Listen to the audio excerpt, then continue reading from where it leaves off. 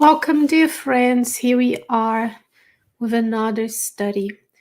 We are going to talk about improving our health with Spiritism as we go about creating a better lives for ourselves.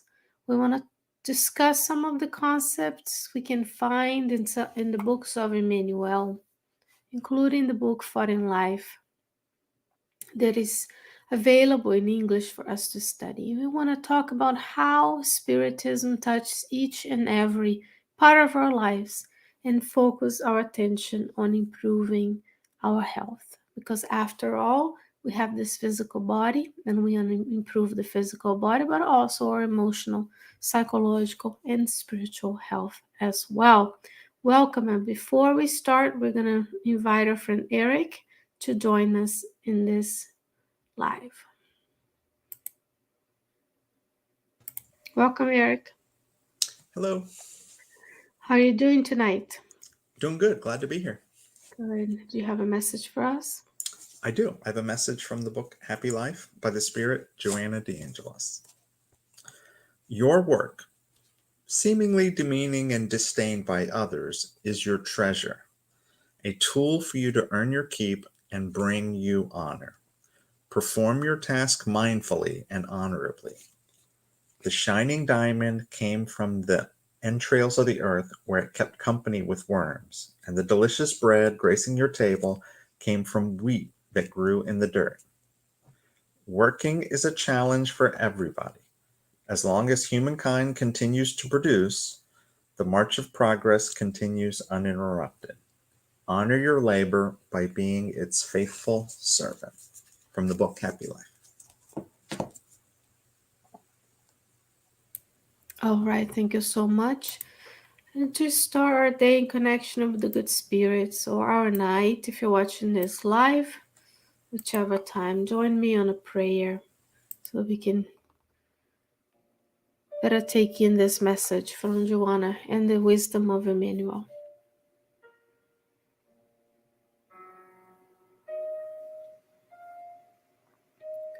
Dear Mother, Father God, thank you so much for being here, for granting us the opportunity of feeling your presence with us, as well as the loving presence of our guardian angels in our lives. We thank you, Lord, for the opportunity of being on this physical body. We thank you for this physical existence where we redress our mistakes and we grow and learn and improve ourselves. We dedicate our talk today to all of those who are in hospitals, who are being taken care of from many different types of illnesses in their homes, in nursing homes, psychiatric institutions, everywhere in the world where there is lack of health. We pray that the superior spirits can travel and can reach us in the earth, granting us the soothing balm that is their presence. And we thank them for being with us. May we feel the loving presence of God with us everywhere on the globe, strengthening us in our faith of a better future, giving us the strength to undergo any difficulties we have and the certainty that we are supported and we are never alone. Thank you, God, for this opportunity, and with your protection and permission, we begin our conversation today. And so be it. All right, Eric, thank you so much. We'll bring you back later for your comments and questions, okay? All right, dear friends. So we're going to talk about improving our health today. So I want to make sure everything is running on the background because we are live. Please feel free to give us your feedback.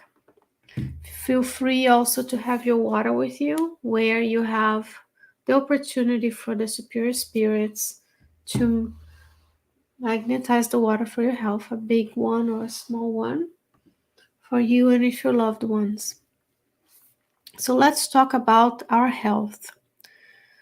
When we start learning about Spiritism, when we learn about this blessed doctrine that comes to continue and to explain to us the teachings of the Master in our daily lives, we want to think about how Spiritism touches every aspect of our life. So when we expand our knowledge of what we are, our nature, we see that the laws of life we find in the Spirit's book, or the mechanisms of the communication between both realms. What happens after death, as explained to us in details in the book Heaven and Hell, with many examples of spirits who return to speak through the mediums and to show to us the reality of the afterlife, all the way from Genesis that explains to you and I the mechanisms of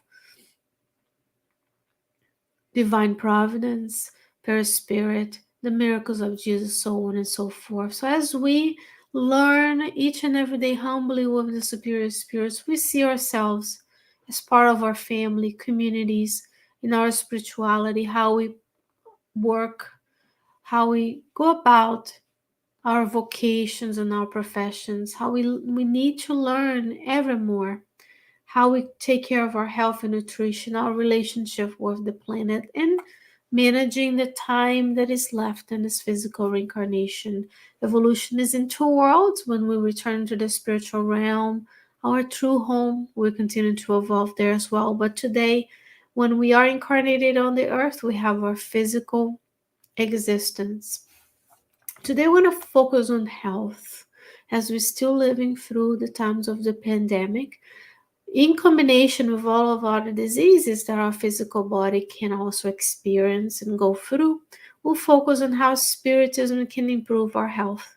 When we know of when we shift our paradigm that maybe without Spiritism, only focus on having a physical body, a materialistic view of existence. And nowadays we also talk about psychological and emotional health as well. But before, when we talk about Spiritism, it adds another dimension to let you know that you are more than this physical materialistic body that we use. Blessed as it is, we have our spirit, our perispiritual body, semi-matter connected to the spirit and the physical body, through which the spirit's mind acts upon the physical body, as we learn in the book Evolution in Two Worlds by Andrea Louise. And then last, if you are incarnated on the earth, such as the 7.8, soon to be 8 billion beings on the earth, you also have a physical body that allows you and I to act on the physical components of the earth, being in relationship with others, redressing past situations, learning and growing, and so on and so forth. So we expand our state of mind, we expand what we are truly. Because in Spiritism, we have the knowledge that we are more than the physical. And when we are more than the physical, we understand that sometimes the physical breaks down, sometimes due to the things that are in the environment, sometimes due to the things we seek out in the environments, such as carcinogenic substances, such as alcohol, substances that are in the natural environment that are harmful to the physical body.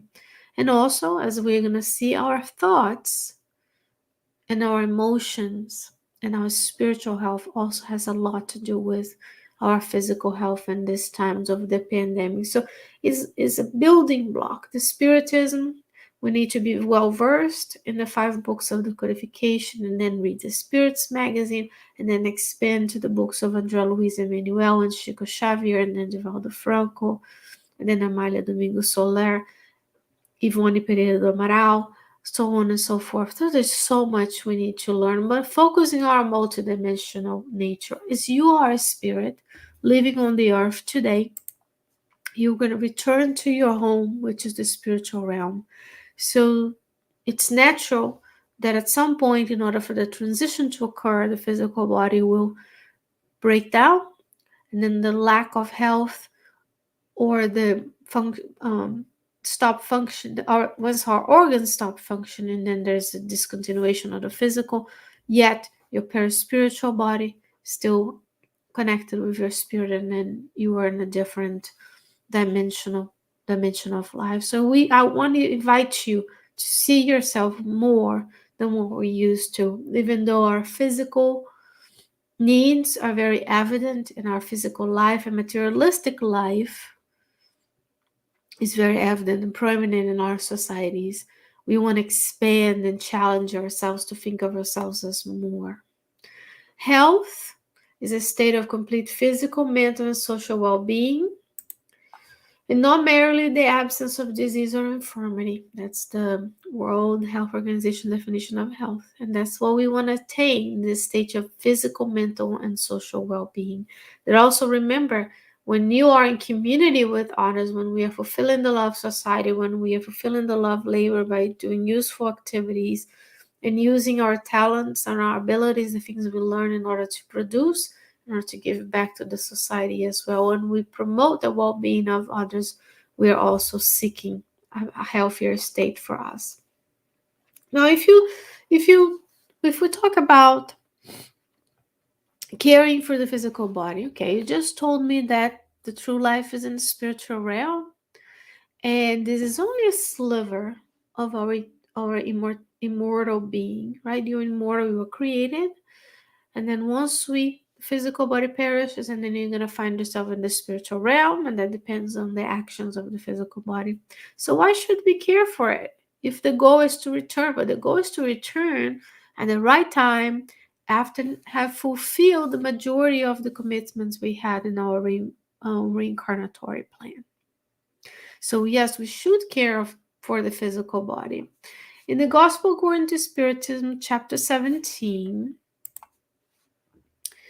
the Spirit George tells us about this concern about caring for the physical body. He says, so then love your soul and also look after your body, which is the instrument of the soul. To pay no attention to these needs, which nature itself indicates, is to ignore God's laws. Also in the Spirit's book, the third part of the Spirit's book, you would find the laws, the spiritual laws, in which one of them is a law of preservation. There's a law of destruction and there's a law of preservation that also dictates that we need to take care of an instinct of self-preservation, and we need to take care. Without the physical body, you cannot use the physical body in order to bring about the goodness that is within you to serve others. Because when we care for the physical body, it opens up many opportunities of service. And when we serve, we expand our spiritual relationships, and we bring about the help of others, the natural affinity within those who help one another, and then we grow and learn from one another. Welcome, dear friend. This is some of you live. Feel free to leave a comment. Feel free to tell us where you're watching from. I see that you're live, but I don't see who you are, but that's okay. We welcome you as well. So yes, we should care for the physical body. And Emmanuel reiterates this on the chapter 15 of the book, Thought and Life, where he says, physical health can be compared to a house and its tenant, or to the owner of a vehicle. The tenant's care or neglect reflects upon the house. Likewise, a vehicle reveals the care or neglect of the characters of its owner. So if our physical health can be compared to the house, when we care for our physical health, our emotional health, our psychological health, then it reflects the care we have for ourselves. I'm not saying the opposite. We're only going to take care of the physical. You are multidimensional. There are multiple parts of you. Multiple parts need to be cared for with the appropriate treatment, the appropriate setting, so on and so forth.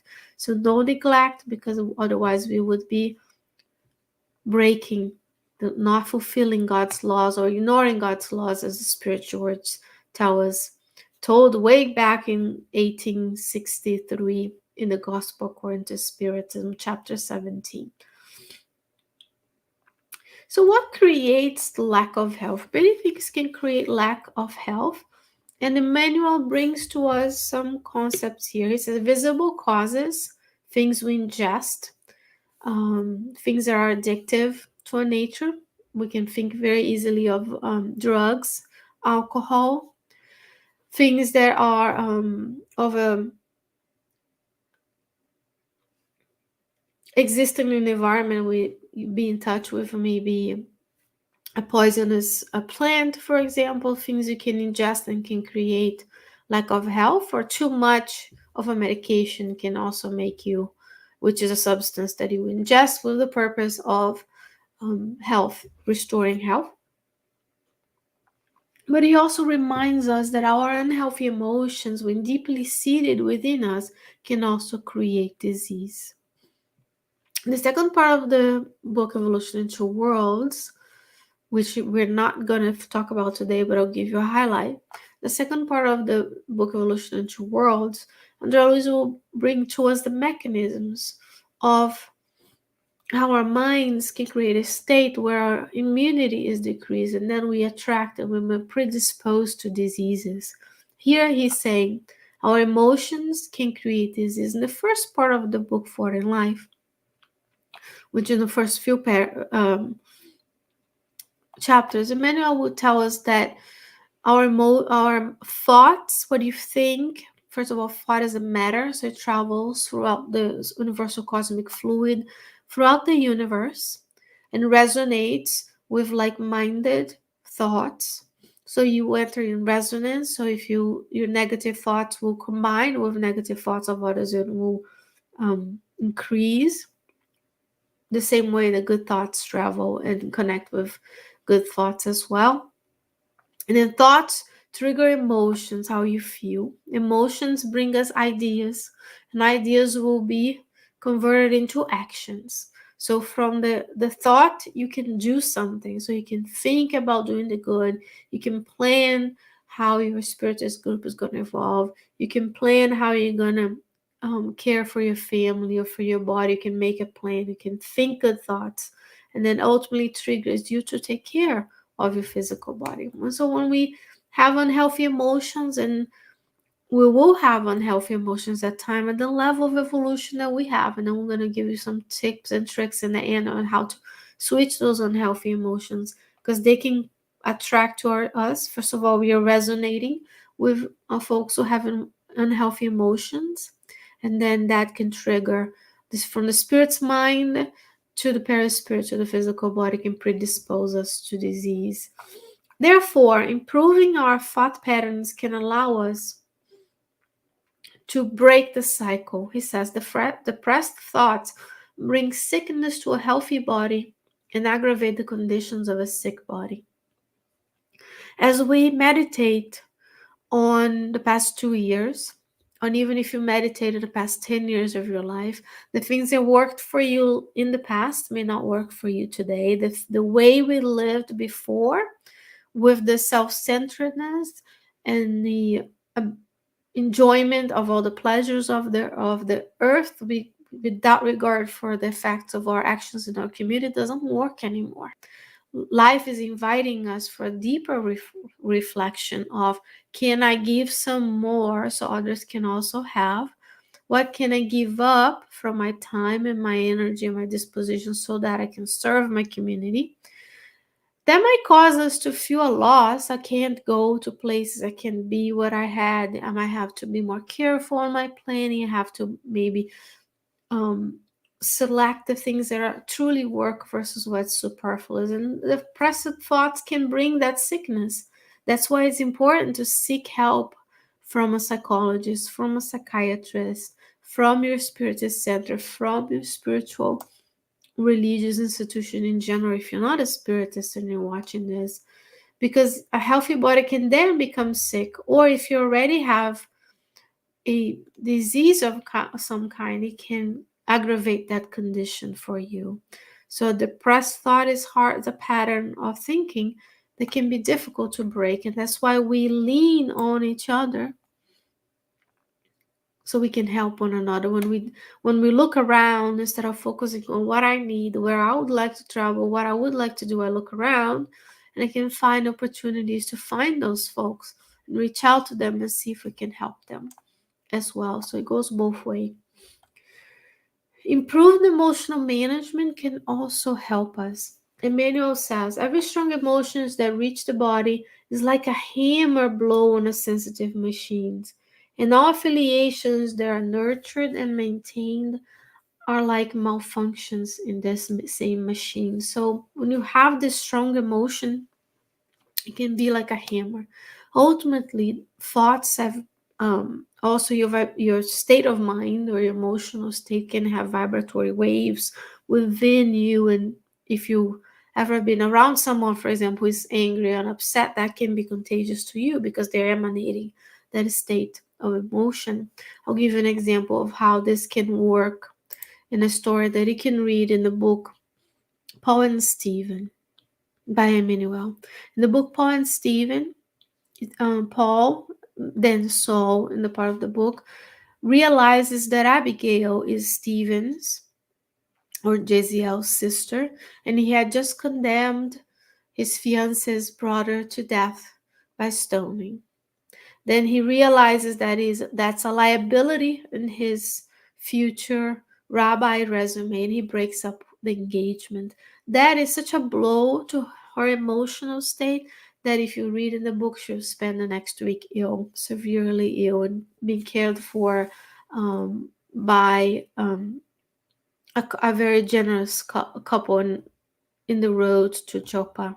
And that's how this strong emotion can act upon our body. We can actually use this. So if we are able to work to improve our emotions and emotional, you're not going to stop feeling the emotion, but you're able to not react but manage it, then we can change the way we see and react to things or activities, or even if we receive a diagnosis and we feel ill, that doesn't spiral down into several blows on the sensitive machine that is the fibers of the spiritual body, the cells of the physical body. Because if you look at it, each and every cell of your body is a unit in and of itself, and they work together.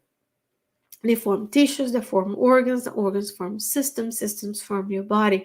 A very simplistic way of explaining it. But if you go to the book Evolution in Two Worlds, if you look at the book Genesis by Kardec, explains the actions of the perispirit and the spiritual fluids and how we can help through passes to help with emotional management and sickness as well.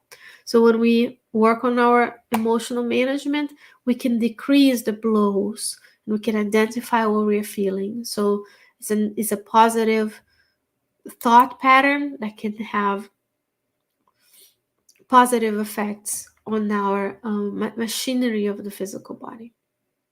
When we harbor good sentiments, Emmanuel says, let us not forget that only good sentiments produce good thoughts. So when we're feeling loved by God, when we feel respected in our choices, when we feel connected with our neighbors, when we feel part of the human family, not just my family, but the human family, when I see myself part of the community where my actions have a direct effect on others, then you can harbor the good sentiments of togetherness, of being one. You're still unique, you're still you, and I'm merging with anybody, but you can feel like today I'm born here, I do this, next life I may be born on the other side of the earth if I'm still allowed to be on the earth. They're not enemies, they're just another person also doing the best they can to go about. And he says, otherwise the soul becomes ill from the lack of inner harmony and imparts on the body imbalances and disturbances of the flesh. So if we don't have good sentiments, then there's no harmony. And then you have our soul becoming ill. And then from the soul becoming ill, because the soul is a spirit, perispirit, connected to physical body. That's a technical definition of soul in Spiritism. Then if our spirit's mind is harboring less than good sentiments, then we can become ill because we lack inner harmony. Now this spirit's mind act through in the cells of the spiritual body that now are connected to the physical body, and then your physical body can get ill. And remember, we come in this life as a combination of the many lifetimes we've lived. Many lifetimes.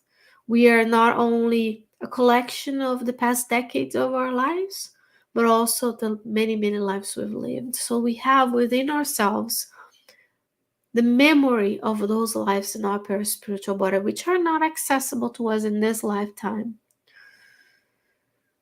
Then, based on what we did and the good deeds that give us the grace of being here today, we may have areas that are more susceptible to becoming a point of a focal disease in the physical body. That's also explained really well in the book Evolution into Worlds, where it talks about guilt of something we did becoming knots of disturbed vibration. That now, when that knot in the spiritual body in connection with the physical body, then depending on how we act, depending on the things we eat, how we exercise, how we take care of our thoughts, then we can or cannot be triggered, triggering a disease on the physical body. So it's not deterministic. You did something, you may suffer something, because every one good action can erase the multitude of sins. So it's important that we keep harboring those good sentiments to bring inner harmony, so the body doesn't become imbalanced as well. And last but not least, Manuel says, let us then cultivate understanding and patience, kindness and constructive tolerance wherever we go. As Eric was reading earlier, one way to change our vibrational pattern is to have a book such as Happy Life, for example. I have another one here that is Happy Life, is from the Liao publisher, because it's from Divaldo Franco and Joanna de Angelis. But also the book, for example, the book Heart and Soul by Emmanuel, published by the United States Spiritist Federation. You can start your day by reading a message, and then every time you find yourself distraught, worried, stressed, sad, then you can open Joanna and you can look at her loving gaze, the beginning of the book, and that can bring you the reminder, as Eric was saying, when you go to work. That was a specific message about work. Message 59 that I was reading before we started, which is not message 59, but there's one specific message about the thoughts, which thoughts you harbor. Here, of course, I'm not gonna find it being live, but there's one specific message here. Here is 53. It says, bad thoughts poison the soul. They attract pessimism along with bad and disturbed spirits. Lock your mind on positive, enlightened ideas and higher goals, from which well-being and the zest for life derive. What you persistently think about will materialize sooner or later. Events are first shaped in the mind and then later manifested in the physical body. Focus on the good and bathe in the light of love. Message 53 of the book Happy Life.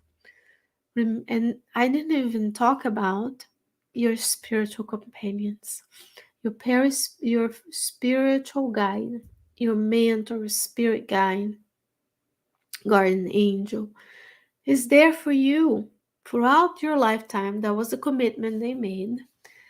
They're busy, they're probably doing other things, but they're committed to us. So when we open our minds and hearts to listen to their counsels, they will come and help us.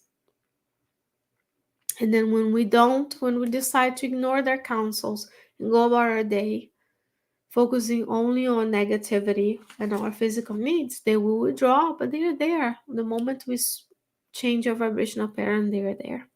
So when we harbor understanding and patience, kindness and tolerance, the good spirits will be by our side. The mentor of the people you're interacting with are going to be there helping you. You have a problem with someone, pray for their mentors to guide you. I'll give you a very simple example. You're driving to work, someone cuts you off, or you cut off someone and they get angry at you. Then instead of being angry, because that anger is going to be a blow to your sensitive machinery of your perispirit and physical body, then you can understand, you can be tolerant, you can be indulgent with their mistakes. Because if you are angry, then now you're connecting, you send these mental darts out that might reach that person. And what goes around comes around.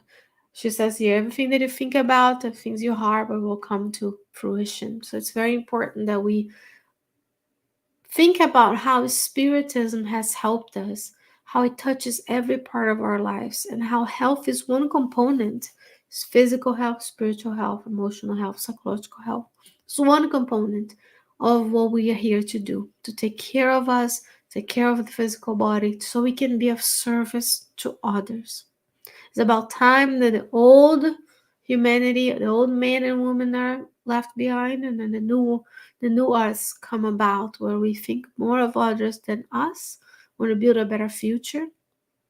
And what we do today may be something we take advantage of when we return to the physical realm in the future.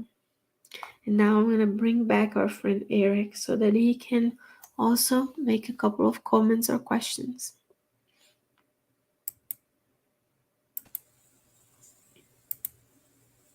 Hi, Eric. Welcome back. Thanks. I think you gave a great overview and reminder and a very comprehensive view of how Spiritism and our belief in it and our following it and our studying it is good for our health. And in that broad definition of health, I would like to just contrast that with the opposite, with the belief of going through this existence not believing you have a spirit, believing you're going to expire and then that's going to end.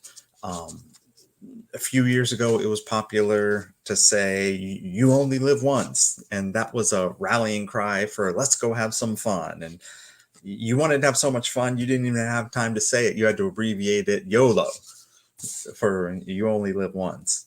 But that pursuit of fun and living for just now, it can be fun for the moment, but like a meal of sugar cubes, it doesn't have lasting power, and it's not as a long lasting peaceful influence as studying and thinking about and living the life of a spiritist. So you gave some very good examples. So thank you for going over all that with us. It's a very complicated matter because it's very easy to say. It's hard to do when we're going about our day. And that's why we go through and we practice and we practice and we practice. And it's one day at a time, one breath at a time, 1 minute at a time.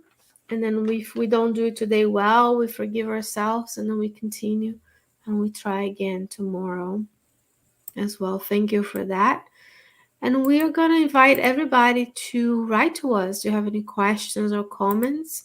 info@ssrichmond.org is also how you can be in touch with us.